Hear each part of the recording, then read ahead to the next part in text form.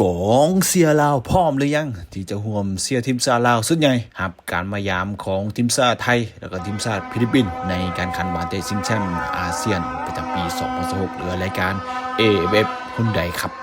2026สำหรับทีมชาติลาวก็ได้รับเกียรติเป็นเจ้าภาพ2นัดแล้วก็มีการแข่งอีก2นัดนอกบ้านเนาะโดยเมื่อจะมีอยู่4นัดเนาะในรายการนี้ในรอบแบ่งกลุ่มซึ่งมา2นัดที่ว่าก็จะได้พบกับทีมชาติไทยในวันที่25กรกฎาคม2026นี้เนาะอยู่ที่สนามกีฬาแห่งชาติหลัก16แล้วก็ต่อด้วยนัดอีก1นัดที่ว่าจะได้แข่งขันอยู่ที่สปปลาวก็คือจะเกิดขึ้นในวันที่1สิงหาคม2026จะรับการมายามของทีมชาติฟิลิปปินส์เนาะส่วนในอีก2นัดที่เหลือเป็นแข่งขันอยู่ที่นอกบ้านก็คือ28กรกฎาคม2026แข่งขันอยู่ที่ประเทศมาเลเซียพบทีมชาติมาเลเซียในการนัดที่4เนาะจะแข่งขันอยู่ที่ประเทศเมียนมาพบทีมชาติเมียนมาในวันที่4สิงหาคม2026สิ่งที่น่าสนใจที่สุดก็จะเป็นแฟนบาทจะหลายบอกปีนี้เนาะเพราะนัดที่ว่าลาวพบกับทีมชาติเวียดนามแม่นเต็มสนามก็ได้ตามบรรยากาศที่แอดไทยมาให้เบิ่งเดี๋ยวมื้อนี้เราจะไปเบิ่งความพร้อมของทีมชาติลาวกันแน่ล่าสุดใน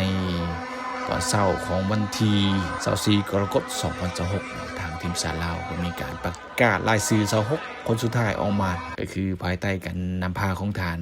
บรากิซากรูจิสเนาะหัวหน้าคู่ฝึกสัญชาติเซอร์เบียเนาะหัวหน้าคู่ฝึกของทีมชาติลาวอย่างเป็นทางการเนาะ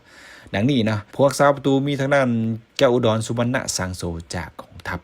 กบโลโกทิพย์จากเอสลาสุริศักดิ์สุวรรณคำจากหลวงพระบางไฟฟ้าลาวส่วนด้านกองหลังก็มีทางด้านพุทธบงศ์แสงวิไลจากเอสลาเซนซิตสิงห์สว่างจากนำทายูไนเต็ดเบียงไซสิทธิ์ดาวงจากสารวันยูไนเต็ดเพชรละวันสมสนิทจากสารวันยูไนเต็ดพลศักดิ์ศรีสวัสดิ์จากสารวันยูไนเต็ดอวิไลศรีภาวันจากสารวันยูไนเต็ดวิไลกุลังศรีจาก BIS วงศักดาจันทาลือไซจากมัสด้า GB สอนวิไลเพชรเบียงศรีจากมัสด้า GB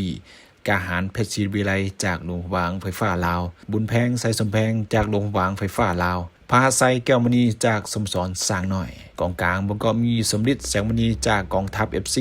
พยัคฆ์ศรีพนมจากสมสรชัยนาทในลีก2ของประเทศไทยจันทวิไสขุนทุมพรจากสารวันยูไนเต็ดขอนสวรรค์แก้วนุจันทร์จากสถาบันกีฬาโรมซิตี้ในประเทศอิตาลีดาวมดทองคำสวัสดิ์จากสมสรเทงฮวาในลีก1ของประเทศเวียดนามและก็สายฝนแก้วหนามจากสมสรเอสรากองหน้าก็มี5คนด้วยกันนำโดยทางด้านบุญประจันทร์บุญกองจากสร้างน้อยกุ้ยเจ๋งนูพักดีจากสโมสรจำศักดิ์อาเบเนียสุขประจันทร์เลือนทลาจากสโมสรสารวันยูไนเต็ดโจนี่แหวนประเสริฐจากสารวันยูไนเต็ดและก็บุญไซเซินวังเลียงจากสโมสรนำทายูไนเต็ดกันน่าสนใจเนาะทีมชาติลาวจะต้อนรับการมายามของทีมชาติไทยในเวลา20:00ของวันที่25กรกฎาคม2026ก็น่าสนใจดีว่าจะเต็มสนามด้วยสำหรับทีมชาติไทยก็ขนกำลังมาหลายพอสมควรเนาะหลายคนก็อาจจะเห็นกันแล้วลายซื้อโสมหน้านะซึ่งเพิ่นก็ได้ซ่อมอยู่ที่สปปลาวอย่างเป็นทางการกันแล้วนะมื้ออื่นเฮาพ้อกันก็แล้วกันเนาะ